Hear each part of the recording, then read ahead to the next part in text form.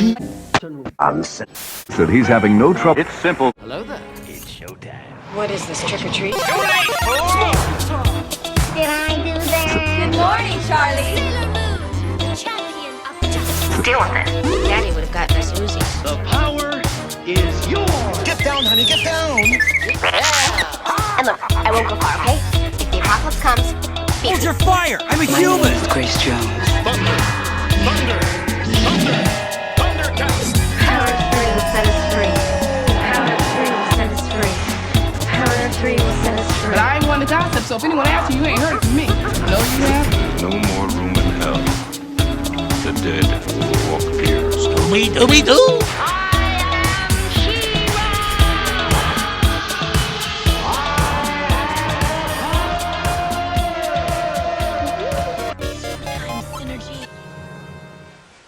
Okay, welcome back, Radical Ones. Today we are beyond excited. I mean, David and I, you should have seen how we were prior to even recording. We want to read a little bio of today's special guest. A lot of our Radical Ones will probably already know. I mean, look at this beautiful face right here, Samantha Newark. You may know her as the voice of Jerrica Benton and her truly outrageous alter ego, Jem, from the classic series Jem and the Holograms. The show originally aired from November 3rd, 1985 to May 2nd, 1988, running for 3 seasons and a total of 65 episodes. We wish there were more, of course. But Samantha's journey started way before Saturday morning cartoons. She began her professional music career at just 7 years old, which is amazing, recording her first single, Jimmy Jimbo, while living in Africa. She has opened for Eddie Rabbitt, Pat Boone, and Debbie Boone on the State Fair circuit. Was cast in Annie in the U.S. Navy Band production of the musical in Washington, D.C., and went on to star in productions like Sweet Charity and The Wizard of Oz. Samantha also went on to win a vocal competition at just 17, and this is way before Jem even was an inkling. And American Idol and all of that. That's right. From there, Samantha went to sing in anime classics like Project A-ko, record music for films like Crazy Six, Some Girls, and Material Girls, and became one of 20 finalists, this is amazing, in the Lilith Fair Talent Contest. Samantha has continued to shine as a recording artist. Her songs have been featured in Smallville, Reba, Gossip Girl, America's Top Model, and beyond. She has released 3 studio albums, Samantha Newark, Something Good, and Hologram, plus the remix album Hologram 2.0, which Samantha calls a love letter to fans, and we definitely want to get into Hologram. And get this, Radical Ones, today is Jerrica Benton's birthday. We could not have planned this any better. So without further ado, welcome Samantha Newark. Thank you. Hello, all Radical Ones out there, truly outrageous ones. And thank you so much, Ryan and Dave. Thank you so much for inviting me to be on today on Jerrica Benton's birthday. Because we found out about that in the episode, The Fan. And she was like, I don't understand, Kimber. You know what my birthday is? Everybody's gaslighting her. And she's like, what's happening? What's the matter, Jim? I'd like to talk to you, Kimber. Is this a joke? If anyone should know when my birthday is, it's my sister. And what a great episode as well. Oh my God. Yeah, it really is a fun episode. Yeah, for sure. Okay, so before we jump into Jem, like we said, we want to have our Radical Ones know a little bit more about Samantha's past. I mean, because my goodness, It's been a long one. A long but beautiful one, it seems. Yeah, Yes. thank you. Yeah. I mean, I started off singing professionally when I was 7 and 8 and made a record, like you said, in Africa and did a tour and then came to America when I was 10 and started in a pretty wonderful production of Annie in Washington, D.C., where I was scouted to play Annie for the London Broadway production. So they flew me to New York. And I gotta say, like all the 80s kids that like love Jem so much, and you know, they'd be like running through the house, Jem's on TV. For me, it was Annie. Like I was obsessed. I knew every song and I wanted to be Annie so bad. So I did get to be Annie, and then I wanted to go to London England, because that's where I'm originally from, to Yes. reprise the role in the Broadway production. So they flew me to New York and auditioned me with a bunch of people and the Daddy Warbucks, and I was already like 2 inches too tall. And Martin Sharnon, who scouted me, he's like, "You're gonna grow," and my mom's like, "No, get a taller Daddy Warbucks. She won't grow." I And love of it. course, I grew like 6 inches because, the rehearsals didn't start for 6 months. And Annie's have very, very tiny shelf lives. And every year I'm like, oh my God, she's 8? Like they're trying to get mileage out of, so that Annie's keep getting younger and younger so they can hire them for longer, Yeah, it's crazy, but. So, I mean, that alone is something for listeners to hear. Samantha wanted to play Annie, and she set out, and she got to play Annie. That is amazing. Yes. Yeah. I mean, oh my gosh, it's such a beautiful musical. The music is everything. It's everything. Such a great production. Yeah. So, you recorded your first single, and then now you're opening for Eddie Rabbitt, Pat Boone at this young age. I mean, Yeah. I can't even imagine. We do this on such a small scale. And like, I'm in awe of you right now. So I can't even imagine being at your age and opening for people like this. It's amazing. Yeah, it was crazy. That I was signed to ICM at the time, which is still a huge agency, and they didn't quite know what to do with me. I was the youngest client of ICM at 10. So they had me signed to their film department, and then they kind of thrust me on the state fair circuit. And so I did the Ohio State Fair. And when I look at the program, I still have the program for it. It was Johnny Cash, the Osmonds, Pat and Debbie Boone, Eddie Rabbitt, Dottie West, Mac Davis, like all of these huge artists at the time. And me. And There's like me. Yeah. And it was 37,000 people. And I sang with like a huge orchestra. I think it was like a 17-piece orchestra, singing big band stuff and stuff that was appropriate for my age, singing Tomorrow. I think I even sang You Light Up My Life.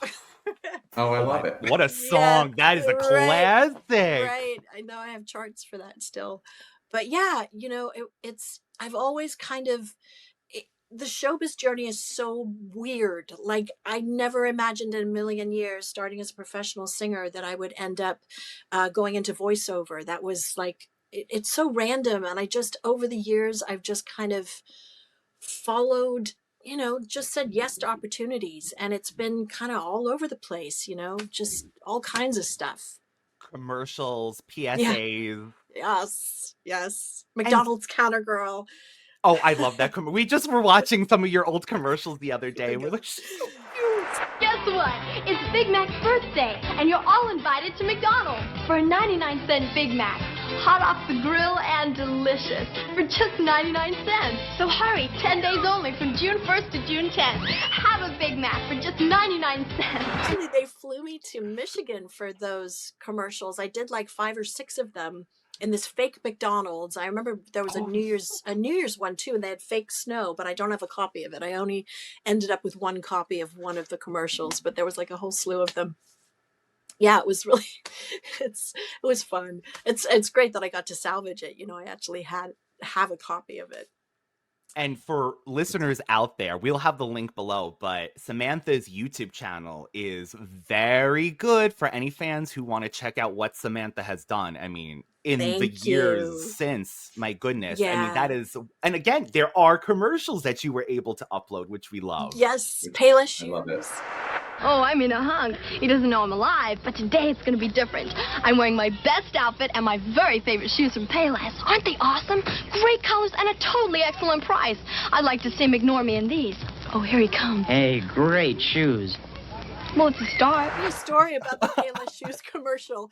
I remember there were 2 roles. There was the girl that didn't say any lines and the girl that had all the lines. And so I'm going for the fitting, and I think I'm 14. And I'd learned so much from my dad, because my dad used to manage me when I was a kid. And, so you're absorbing things as a kid. And the people said, so are you the girl that has all the lines, or are you the girl that doesn't? And the little business mind, the little Jerrica Benton mind was like, I'm doing the lines, because nobody knew. Like, it just... It's amazing. So I actually don't know till this day whether I was hired to do all the lines or whether it just went in that direction because I spoke up. I have I no love it. idea. But that's But how that that just happened. shows you, like, at a young age, you had this, like, you knew what you wanted to do. And look, you stepped right up to it. Yeah, I did. I mean, I never stepped over people. I never was comfortable with that. But the other girl was just sitting there, like, not saying anything. And There you go. She was silent. She wasn't meant That's to okay. speak in That's that she okay. wasn't meant to commercial. speak. She had no words. And I was dying to do it. I love it.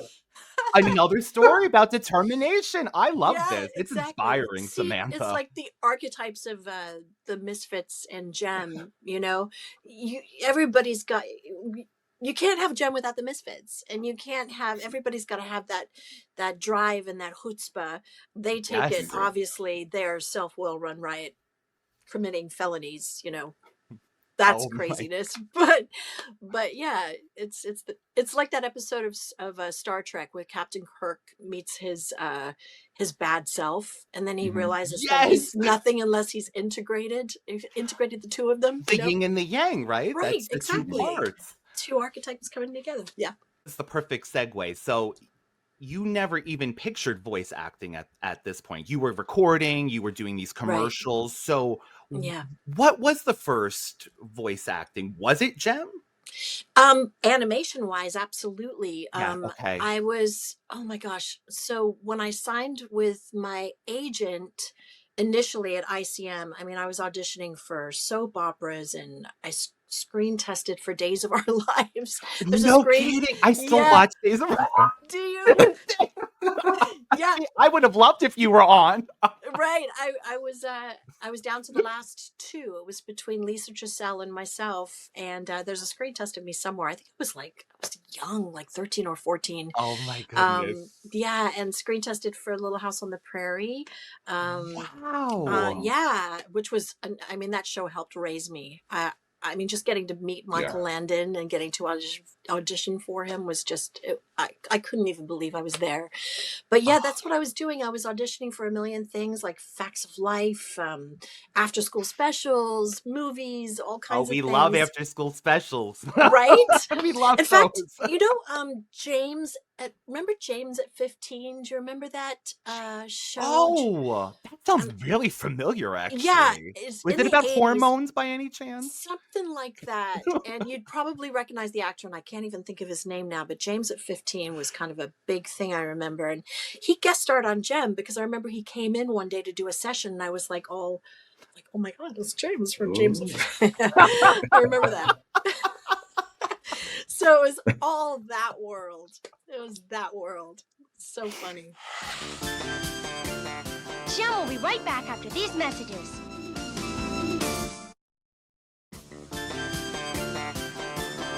And now, back to Jem. This sets us up. Jem comes along, and in previous interviews we watched over the years, we remember you saying that it wasn't just Jem that you auditioned, Jerrica, that you auditioned for. Right. It was various parts. The fact that, and it comes up all the time, that you were the youngest cast member is just, honestly, it's amazing, Samantha, to us, because you would never know that you were not a seasoned, because of the emotional range that you gave Jerrica. I mean, David says it all the time. For like, you could go from going off a cliff and screaming to bringing the emotion of things like that. So the fact that you were so young with these other professionals who have been in their craft is just a testament of your acting ability, truly. Oh my gosh, thank you for saying that. That's so lovely because thank you. Thank you for giving us Jerrica. Yeah. Oh my gosh. And thank the great Wally Burr for just being the amazing director he was, and for seeing Jem in me. I guess it was meant to be my role, and I have to pinch myself sometimes because it's been such a beautiful through line through my life. I'm just like, how did this even happen? It's been so lovely. But I get Jem. I understand her. I love her.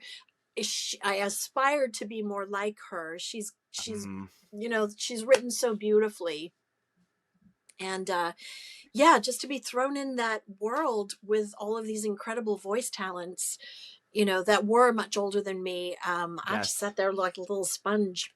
And I've talked about this in podcasts before when Patricia, the voice of Pizzazz, Yes. would flub a line, and she's talked about this publicly. All of these expletives would just pour out of her mouth, all this venom and bad words. And I was just like sitting there, like my 18-year-old self, like, you could do that at work? Like, what's happening?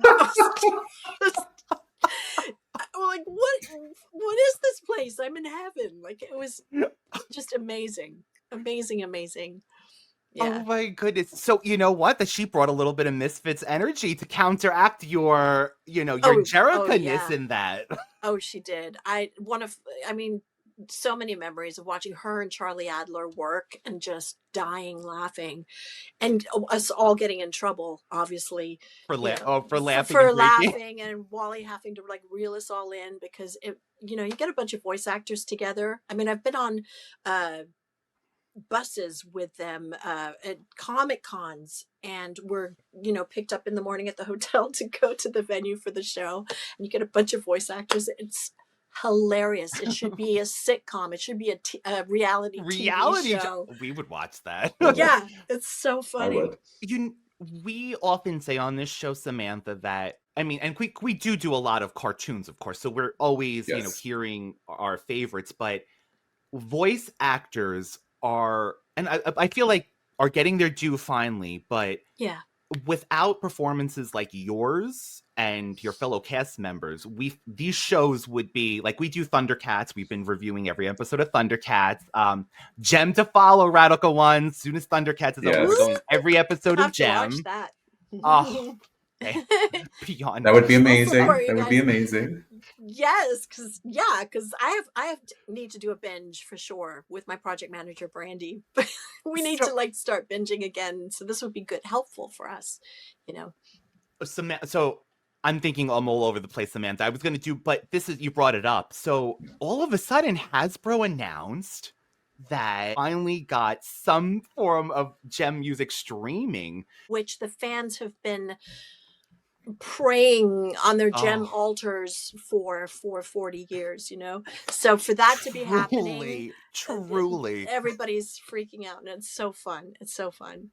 So if they decided to reboot Gem, like reboot Mhm. and start over, Yeah. do you think lightning would strike again? That's something that we talk about a lot, because there's a lot of things that we discuss and that we review that there has been a resurgence, or they have rebooted, or they've done something like a movie or put some feelers out, and Right. it's like it either falls flat or there is interest. Do you think Yeah. lightning would strike again, or you just think that's it? Gosh, it's so. If we knew what the lightning in the bottle was 40 years ago, I think part of that, honestly, is that they didn't micromanage and focus group every little Right. nugget of it. Right. They put the show into the hands of the creatives and really just go do your thing. And magic happened on all, with all aspects of it. So, times are so different. I don't know. It would be, I know anything new is really hard for the original fans, because obviously we're attached to yes, to voices, the performances. voices, everything. Mhm. But I always say that Gem's it's the Gem multiverse. So you've got the Gem comic books, and you've got Yes. the Gem doll the collector's lair, the people that do all the Yes. reimagining and the rerouting of the wigs, the hair, and you've got Isn't the that amazing, fans that do that? oh, Like, amazing. Yeah, have you guys heard of GemCon? yes, we've been Yes. dying to go for years. Well, yeah, GemCon. That's, the people that come to GemCon are, they're just love this show so much, and that's where I've seen so much of these reimagined fashions and the displays. Like, it's Gem heaven. It's incredible, and so many creative, talented people, bringing their things to GemCon. But yeah, who knows?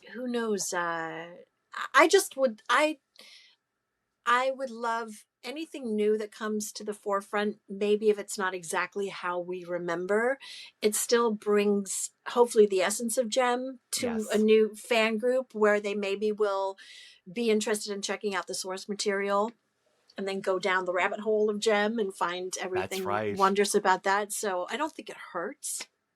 So yeah, but I never know what's coming down the pike.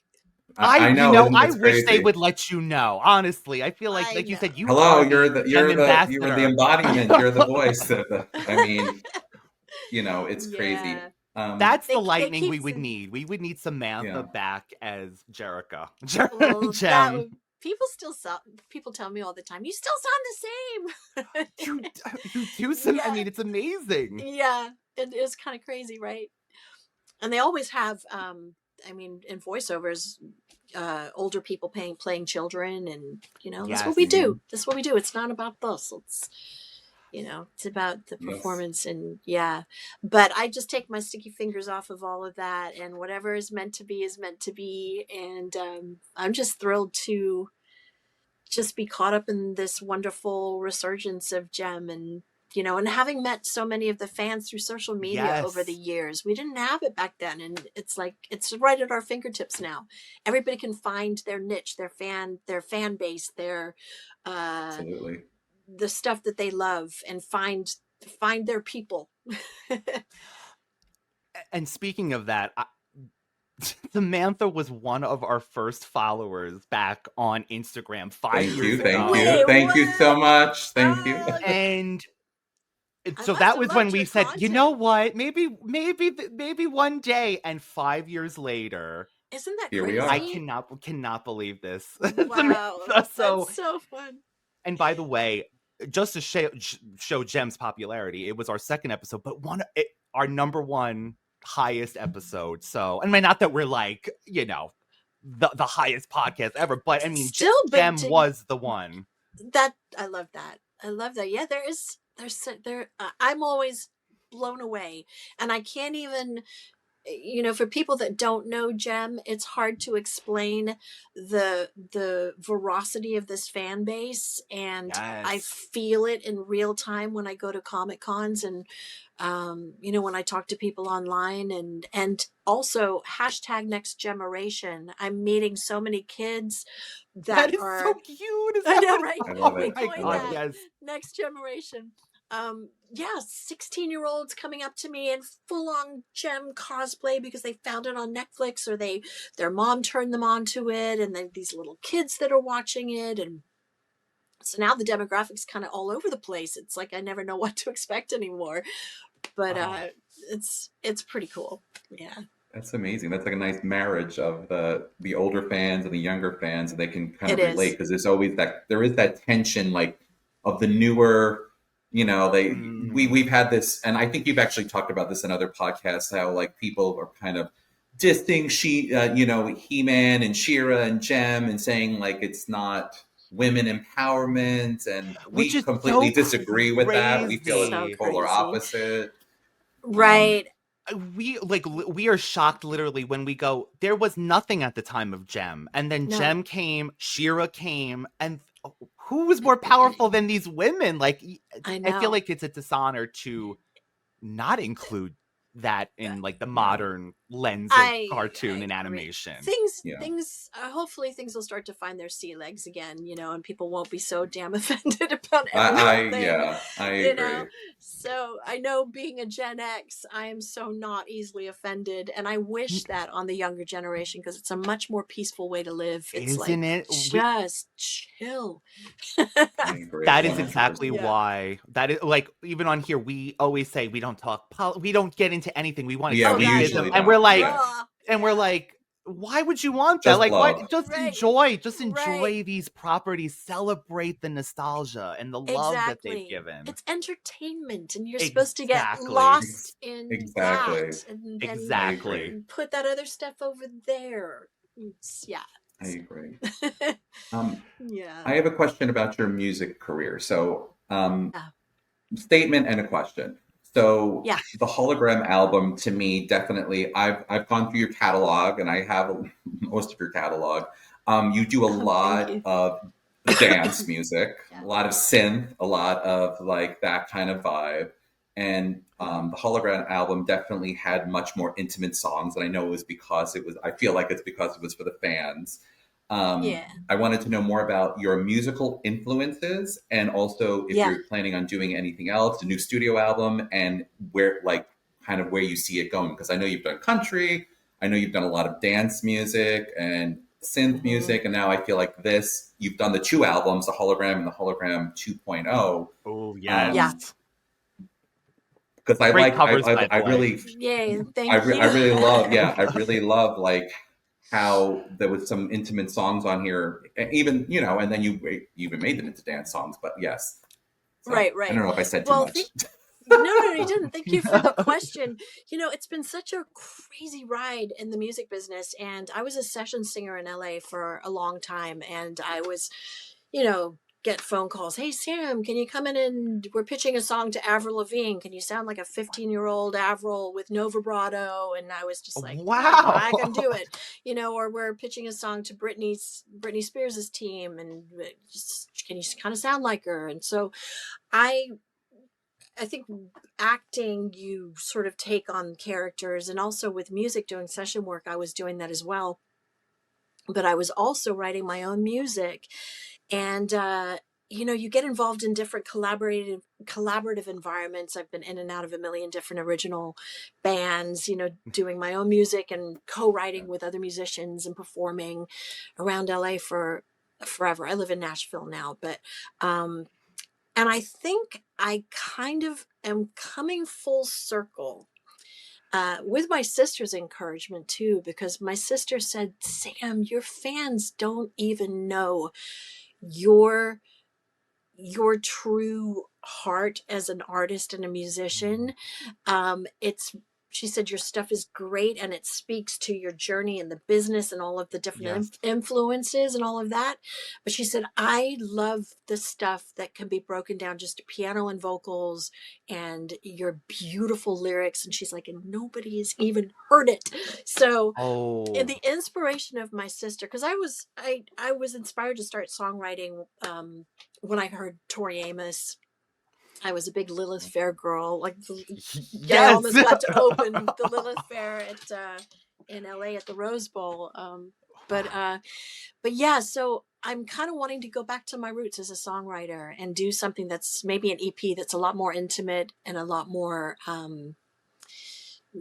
the stuff that my bandmates were like, this is not commercial enough. You need to just, nobody's going to listen to that. And, meanwhile, my sister's like, that's the stuff that makes me cry. That's the stuff that opens my heart, gets my attention. And that's the stuff I feel here in my soul, so that's probably going to be my next music project. It's kind of far out right now because of the 40th anniversary and all of that. But yeah, getting back in the studio, that's what I want to do.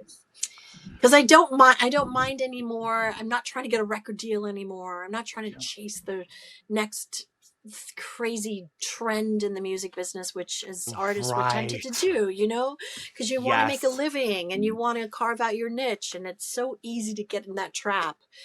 So it's taken me a lot of years to go, wow, I'm right back where I started, and that's a good thing. And sometimes it does take a sibling, a family member, just to push you in that direction and see something that is missing that you could be doing. Right, exactly. So not that I don't love the journey that I've been on, but it's time. It's time to start honoring Sam as an artist and see where that goes. So yeah.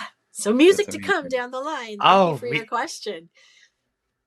Yeah. Oh, that is do you actually have any advice for someone who would want to get into it? Like, it seems like the independent scene might be the way to go nowadays. Absolutely. I wouldn't want any of the huge machine, where you sell your publishing and they tell you what you can and can't do. I mean, from the days of Annie DeFranco, like when she was selling records out of the trunk of her car, and she was doing quite well and selling out venues, and the labels were like, coming after her, and she was like, why? You So know, she smart. carved out such a great niche, and she she was a trailblazer, Mm. you know. So the Gem fan base has just been so generous and lovely to me over the years, and they've honored me by buying my music. And you know, I would love to just keep it. I don't need to be Beyonce and Beyonce can be Beyonce. I don't need to be Taylor Yeah. Swift, you know. I used to want that. Like, I Yeah. wanted that for years and years and years. It was my dream since I was a little kid. But it's funny how you kind of I just really want to be authentic and share my art and be authentic. And it's sometimes a long journey to get there, but I think I'm finally back in that place now. So yeah. That's beautiful. That is beyond beautiful. Oh. Oh my goodness. I love that. And like you said, your fans will be there. You don't need like the huge, like you said, the Beyonce thing. Your fans will find it. Your fans will Yeah. enjoy it and love it because it is part of who you are. Yeah, exactly. I don't want to chase my tail anymore. Too old for that. Doesn't it's exhausting. It's Yeah. just, yeah. I don't care about that anymore. It's not important. I've found so much love and appreciation and like genuine support from the Gem fans. I just, you know, it's almost like the universe knew. It's like the universe kissed me on the cheek when I got to be Gem, and I'm super grateful for that. Well, honestly, I do think that is part of the Gem's legacy is because of you, Samantha. We discuss this all the time. Not only are you out there and giving fans love, but I think Gem, was given to the right person to, be able to share this. Because there's times, you know, there are artists that we love that are not approachable or do not want to talk about something they did in the past. I never understood that. Yeah. I never understood that. I was like, you know, maybe it was something I was embarrassed about, but I mean, oh my gosh, I feel so happy to have been involved in such a great show. I mean, it was freaking great. It was great. I mean, it was, and it made so many people happy. It's like, why would I not, you know, honor it? It's meant so much to me. I have to tell you, I'm trying to not to get all sobby with you, like 40-something-year-old mankind. You know, happens all the time. Oh, yeah. I adopted my 4 children, you know, and growing up with Gem and the Starlight Girls and seeing like that whole journey that really did mold me. The morals of that actually did have a big impression on my life, and you had a big part of that. I know it was very smart writing, and they never talked down to the kids. Yes. Yeah. But definitely your inflections, the emotional depth you brought to the character brought it to life and made it very real for me. And so I just want to thank you because that gotta get it. And that's so lovely. And I love the vision. You know, I remember when I auditioned, and actually throughout recording, Wally, the director, would always say, we don't want you to be cartoony. We want you to be real. We want the kids to look up to you like you're their elder sisters or their friends. And so there was, I mean, even though the cartoon was campy in all the best ways and ridiculous in all the best ways, oh my God, there was still, there was still this, I don't know, this kind of humanity that was, that resonated, that was meaningful and poignant and touched kids' hearts. And I think that's why people have such an emotional connection to it, because it was so much more than just the crazy ride in the Rockin' Roadster off the edge of the cliff. It was like little life lessons and, you know, real friendship. And like you said, they weren't afraid to talk down to kids, and they delved into the death of a parent and drugs and, you know, runaways and all of that stuff. They weren't afraid to go there and talk about the real issues, and that was pretty powerful, especially for the time. It was. I mean, and we recently, my goodness, we've seen the series. Especially David has rewatched it a million times, of course, over the years. But I recently rewatched the pilot. Which is funny because you could watch it 2 ways. It's broken down into episodic form if you want that, but then there's a longer form, you know, version of the pilot. And I mean, talk about a pilot. uh Starts at a explosions. funeral.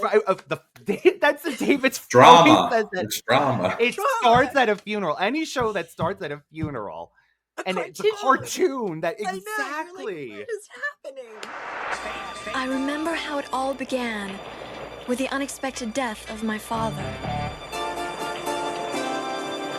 It's great. Down to, I mean, like you said, the clips, the explosions, and again, the heart is there in episode 1. It's literally like a soap opera for kids. Yeah, Yes. it is.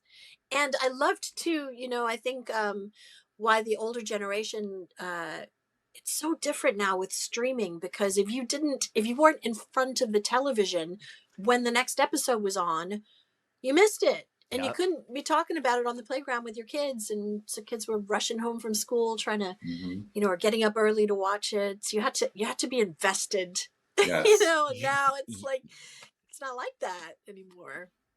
No, I think that might be part of the thing. It's so easy for streaming and just like, oh, I don't like this. Let me just go to the next thing. Or like they don't give shows a chance I don't think. Right. It's like it's on for 10 seconds and they're like, man, I don't like it. It's like, span. wait. Well, I don't think they'll have that issue, which I'm like literally the first minute it's just amazing. Yeah. Again, 40 years later, I'm like, oh my God. Yeah.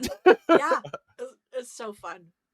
I need to binge it again. I do. I really do. You will be, I feel like so happy. Like it doesn't, nothing really, besides maybe the trends, but we live in that fashion. Like we want to live in that fashion seriously. Still. But... And the 80s fashion, it's, I notice a lot of kids do love the 80s. They have 80s parties. They're embracing so much of it. But then you have the kids that have never heard of, Duran Duran, and you're just like, oh my God, I'm so old. that is scary. That is scary. It is right? scary. Yes. You have those moments of just like, wait, what? I purposely do that with my children. They of course they love Hungry Like the Wolf. That's their favorite, but I purposely they listen. They'll make them listen. Good parenting. Yeah. So in a past interview, I'm so fascinated by like if it's still a thing. You were mentioning you were working on a book. Is that still something? Yes. Okay. So it kind of got shelved.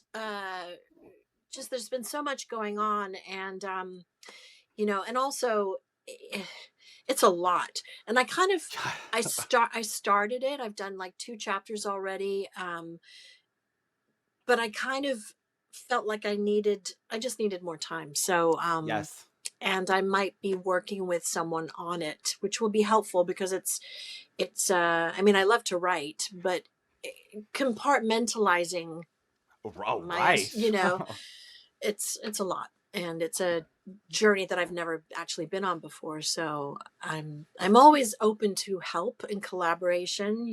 I learned a long time ago, surround yourself with people that have those nuggets of experience that you don't have, and it'll elevate your entire thing. And I've always loved to do that. So yeah, but that is on those one of the little pots on the stove that I got going. I mean, fans are always clamoring for what you might be cooking up next. So the fact that there's, the idea of music, personal music, and this book is just very exciting. Yes, cool. Thank you.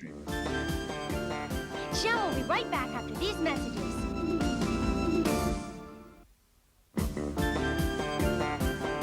And now, back to Jem.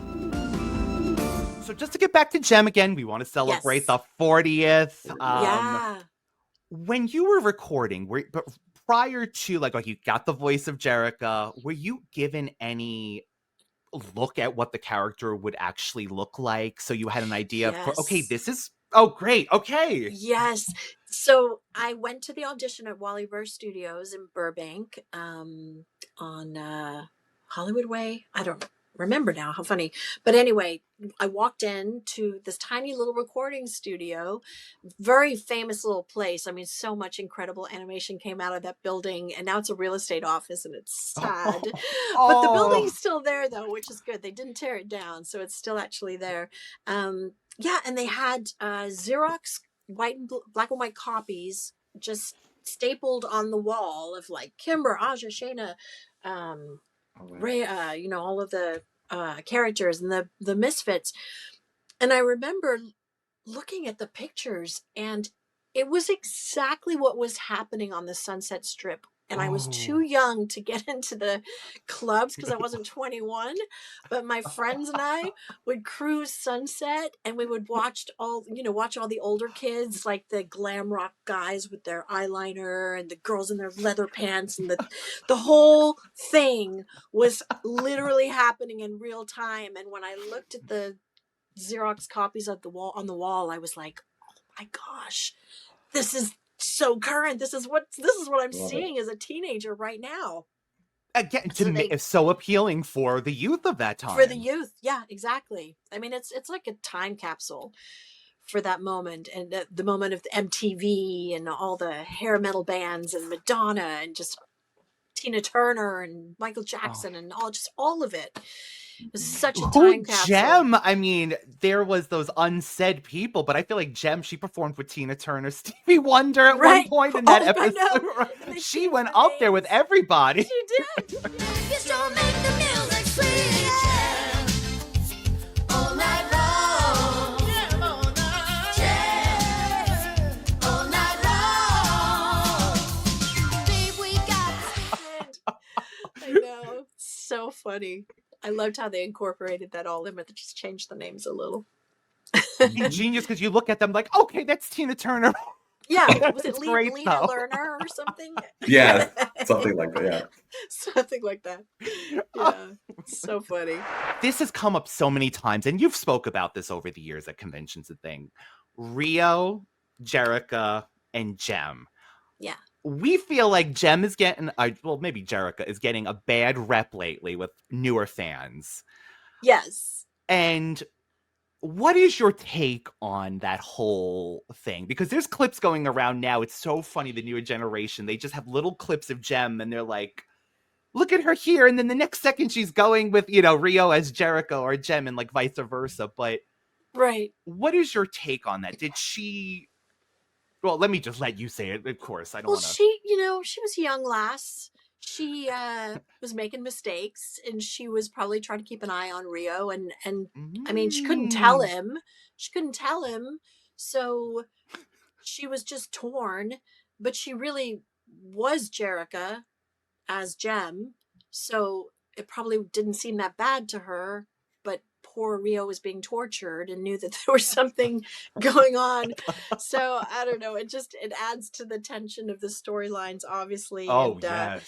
I think that he would have had to have come on board at some point, because he would have been a great ally, But yes, from the beginning, yes. Or later on. Eventually, totally. Eventually he would have to probably know about it. But Christy Marks, speaking of, I wish we'd had more episodes. She had talked about a nemesis to Synergy, an AI nemesis to Synergy. I was like, oh my gosh, where this could have gone. She was so ahead of her time, even with that. She's amazing. Like, did she create AI, Chris? I know. At this point? Yeah. I mean, talk about clever, amazing, thoughtful, amazing writing. Like, she's Mama Jem. And the love that she did put into it too. I mean, it shows. Oh yeah, it does. It does. And I don't think it would be the same if she weren't involved. She is so much the heart of the show, and what made fans connect to it. So she will always be our Christy Marks. I mean, truly, the fact that because there's been that fascinating documentary. I feel like it came out when the DVDs officially finally came out. Yes. Yeah, we were so excited then too. Yeah. But like that she wasn't even originally, speaking of photos, she wasn't even given a photo of the character. She had to ask for Polaroids of the doll just to go from that to this is just amazing. Amazing. She's that person. Yeah. When I heard that, I was just like, God, that was just so creative, incredibly creative. Beyond. Yeah, truly. I know. Yes. It's like, just so clever and lovely. Like, she's a lovely person. I've gotten even to meet better. her. Even yeah. that's That's she's even better. great, and she really does enjoy. She embraces the Gem fan base and is really lovely to everybody. She's been to Comic Cons, and so it's cool. She's awesome. Yeah. Okay, so we spoke about a Gem multiverse earlier. Yes. Where the comic exists, the cartoon, the Yes. movie, the 2015 Oh, the movie. Right. So we do love that you were involved. We love that they actually reached out to you. Yeah. And because again, when we think of Gem, of course, we think of all the other amazing performances, but your voice, I mean, we close our eyes. It's you, we hear you like, so for anyone who was going to have a cameo, I'm so glad it was you. Thank you. And you were talking about that you had on a previous interview, you had a great experience on the set, at least leading up to that. And you were that I'm so glad that, they at least gave you the respect on set and had you on. But yeah, you did mention that there were things, there was talk of possibly it was at one point going to be a trilogy of movies. Yes. And even this was fascinating that John Chu, I want to say it, was going to have the Misfits ride in on the guitar carts at one point, and they were shot down. So I guess we'll never know, how it might have been. But if you personally had a hand in that, Samantha, would you? Because we've discussed this on the show too. We thought it might be something like, even if it was an 80s, like go to the 80s, like you said, 80s are hot. Why not give it a little bit, like not making fun of it, but a camp to it.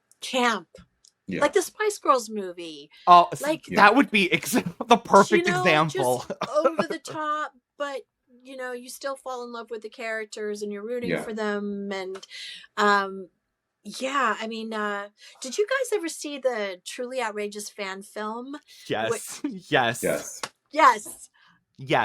And the reaction to the trailer that they did later on too. Hilarious. And so campy and great wigs and great, just, it was great. I was like, it was closer to what the original fan base would expect. And it's so hard when they're rebooting stuff, and I get it. And I know John Chu was a big fan of Gem. He grew up with Gem. He had like 5 sisters. Oh. And, I think when you're dealing with a minimal budget and 30 days to shoot a film, and which is insanity. I mean, that's how they do it these days. I wanted to know, is there a dream role or something that you haven't done yet in your career? I know that like Annie was that dream role as a little girl, but is there something more recently? I know you say you're going back to your roots as far as your music, but is there something, anything that you're like, you know what? I wish I could have done that, or I didn't take that, or how dare she have taken that role from me, or anything that you can think of. Oh wow, I really wish I had that, or just, you know what? I wish I could have done that. Yeah, I can't think of a reference off the fly, but I love to bring my British accent out of the bag. And sometimes I audition for things where she's like an ethereal British princess or royalty or something like that, where I get to dig back into the archives of Sam as a Brit, and that's fun. That's really, really fun. So that would be lovely. Like a Lord of the Rings kind of, an epic, like a feature film with a lovely British accent, and just I would love that. I am a sucker, Samantha, for the British. I'm still a sucker to this day for a British accent. It's the best. It really America, is. It's so funny. It's so true. I was tortured. My sister and I, when I was like 10, when we first came here from because it was England, then Africa, and then back to England, and we both had British accents, and we both were bullied like crazy. But now I think it would have been better in high school. But when we were we would have been like so mystifying and lots of boyfriends. Yeah. But I was just trying to fit in at that point, and sound like everybody else, just to fit in. That's like us with our New York accents. It's like we talk and drink coffee, and it's like very guttural. I love the New York accent. I love it. I love it. It's so real. It's so good. And Boston. I love all those East Oh, Coast. Boston. Oh, Boston. Get in very the strong cab. Boston. Yes. It's Yeah. great. Oh, Pack the car. God, love yeah, it. exactly. Is there something that you would want your fans to know about you that we don't? Is there something you would tell your fans? I don't know. This is just something that came into my head. I know it's a little kind of off the cuff, but something. Very personal too. Not just. Yeah, I mean, I really like when people say, "Have you watched the new this movie or that movie?" I'm the girl that secretly loves to go down rabbit holes. I love learning.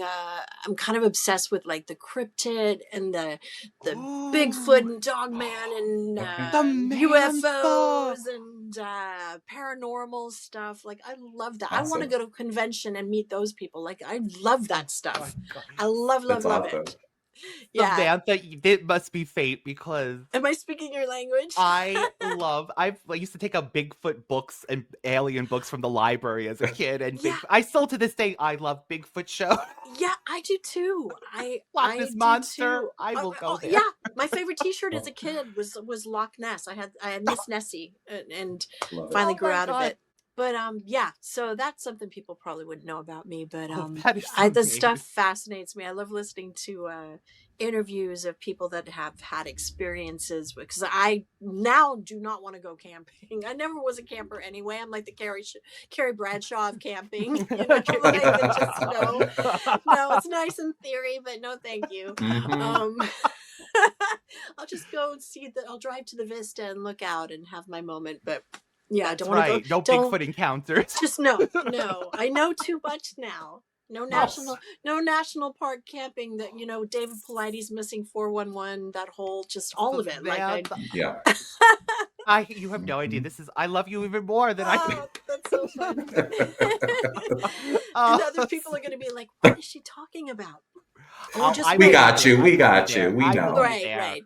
I will be right there with you. If you could go back to that first week or two doing Gem in the recording studio, and you could say to your 18-year-old self what it would be like in the future for you, what would you tell that 18 years old? I know. I meet 18-year-olds at shows now, and I'm gobsmacked because it really does bring it home, And you think you know so much when you're 18, when you're 30, It's so funny, and then hindsight, you're like, oh my God, I was a child.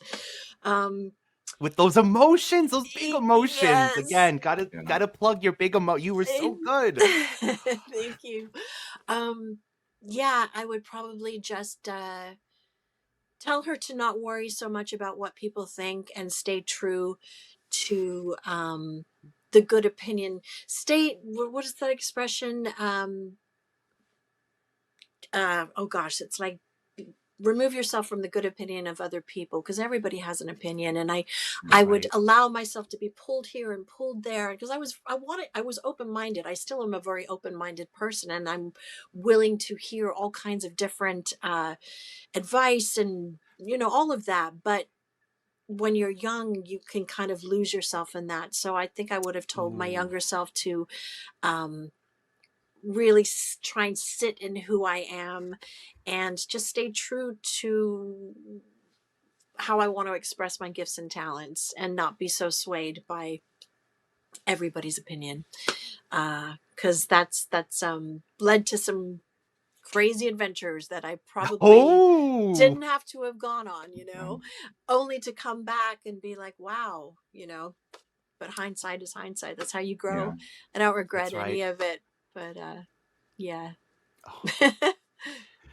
So, okay, we want to tell all of our Radical Ones and Gem fans, hello, by the way, if you're new here, Samantha has a new website for the 40th anniversary of Gem. Yay. And this has all of up-to-date information on the Gem tour that is currently going on. It is houseofgem.fans. We will have all of Samantha's links everywhere. But Samantha also, David, would you mind showing that beautiful doll? Yes. So this is Nobody the can 40th. see this. I'm gonna like try to change the lighting here. Can we see this? So this, Isn't it yeah, fabulous? actually, I've got mine here too. I can hold it. Let me see. There she is. There she is. Gorgeous, honestly. These gorgeous Just trying doll. to navigate it. Yeah, they did the loyal subjects. I mean, she's heavy too. Like she's got That's weight. what Dave, right? That box filled Uh-huh. heavy, David said, right? Yeah, it And feels she like comes with so many accessories, and she plays the theme song. Yes. What? concert ticket, a lanyard that says Gem. Yes. A comb. The comb, the mic stand, I want to say too, it comes. I mean, yep. Everything. It is a full, and if you want and her it Jerrica audible, outfit. With the little cap, the iconic cap. Yes, so good. So these dolls, as well as all the time, Samantha has amazing merchandise going on. Thank you. I want to say even the pops have appeared on and off, right? The new Gem pops that have just come out. Yes, the new Gem there they pops. are. We hope this is like the start of many more I Gem. know, right? She's so cute. They did, the designers and the artists that work on these, I'm just like, wow, it's so fun. And we're going to have new merch coming very soon. So, yes, my team and I are working on that. So we're excited. So that'll be coming to House of Gem fans soon. So we have House of Gem fans. We will have Samantha's Instagram, her YouTube. Actually, every social media I could find for Samantha, I will put down in our description box below because we want to support this amazing. And then my music is SamanthaNewark.com. But we needed to streamline it because SamanthaNewark.com had become such a hodgepodge, and it just made sense to sort of like streamline it a bit. So artist Samantha is SamanthaNewark.com with my music, and then Gem and everything Gem related. House of Gem. I love the name, by the way. Right? House of Gem is so cute. I know. It made me think of the show Pose, like, yes, House of Gem. Yes. And the design is so cute. I love this. We've worked really hard on that. I'm glad people are loving it, so we're happy. So, would you mind, Samantha, just saying a little birthday message for 40th anniversary message just for the listeners, the Gem fans, our radical ones, any like our truly outrageous ones? Hi, truly outrageous ones. It's Samantha Newark, the original voice of Gem and Jerrica Benton, and you have been with me and all the amazing characters on this incredible ride for 40 years. We all deserve to have a birthday cake together, and I'm just so grateful to be a part of this wonderful universe that is Gem and the Holograms, and that you continue to keep it ignited and keep this love going for Gem. And I am so grateful to each and every one of you that reaches out to me. And I hope I get to meet you on the road this year for the 40th anniversary Gem tour. So check to see if I'm coming to your city. And it's showtime, Synergy.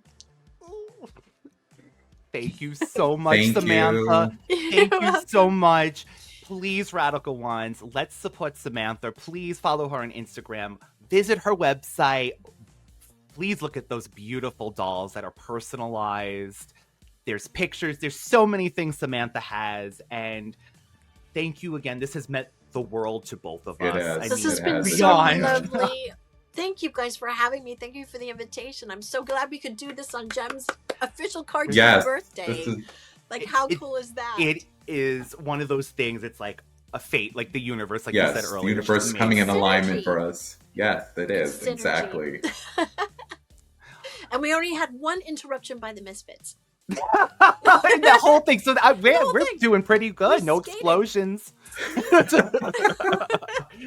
Thank you again. And as always, stay radical. Bye, everybody.